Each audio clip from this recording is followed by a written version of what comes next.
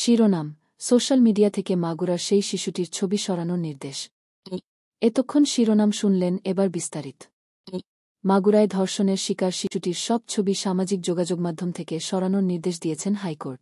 বাংলাদেশ টেলিযোগাযোগ নিয়ন্ত্রণ কমিশনকে, বিটিআরসি, তাৎক্ষণিক এই নির্দেশ বাস্তবায়ন করতে বলা হয়েছে।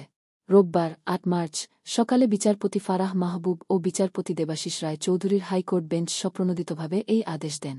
বোনের বাড়িতে বেড়াতে গিয়ে বৃহস্পতিবার ৬ মার্চ ধর্ষণের শিকার হয় ৮ বছরের শিশু। তার অবস্থা আশঙ্কাজনক।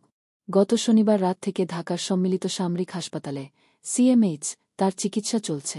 এর আগে ঢাকা মেডিকেল কলেজ হাসপাতালে ধামেক পুরাতন ভবনের দ্বিতীয় তলায় পেডিয়াট্রিক ইন্টেন্সিভ কেয়ার ইউনিটে পিআইসিইউ লাইফ সাপোর্টে ছিল শিশুটি। ধামেক হাসপাতালের পরিচালক ব্রিগেডিয়ার জেনারেল মো.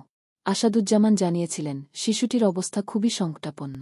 তার যৌনাঙ্গে আঘাত রয়েছে, তবে গলায় আঘাত বেশি।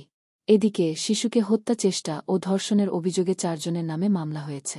শনিবার সদর থানায় মামলাটি করেছেন শিশুটির মা। মামলায় আসামি করা হয়েছে শিশুটির বোনের স্বামী সজীব শেখ। ধামেক হাসপাতালের পরিচালক ব্রিগেডিয়ার জেনারেল মো. আসাদুজ্জামান জানিয়েছিলেন, শিশুটির অবস্থা খুবই সংকটাপন্ন। তার যৌনাঙ্গে আঘাত রয়েছে, তবে গলায় আঘাত বেশি। এদিকে শিশুকে হত্যা চেষ্টা ও ধর্ষণের অভিযোগে ৪ জনের নামে মামলা হয়েছে। শনিবার সদর থানায় মামলাটি করেছেন শিশুটির মা।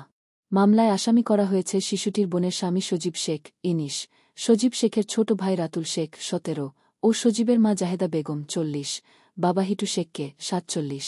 এদের ৪ জনকেই গ্রেফতার করেছে পুলিশ। এই ছিল আজকের খবর। আমাদের সঙ্গে থাকার জন্য আপনাকে অসংখ্য ধন্যবাদ। যদি এই খবর আপনার ভালো লেগে থাকে, তাহলে আরও খবর ও আপডেট পেতে আমাদের চ্যানেলটি সাবস্ক্রাইব করতে ভুলবেন না। ভিডিওটি শেয়ার করুন এবং আপনার মতামত কমেন্টে জানাতে পারেন। পরবর্তী আপডেট পর্যন্ত সবাই ভালো থাকুন, সুস্থ থাকুন। ধন্যবাদ।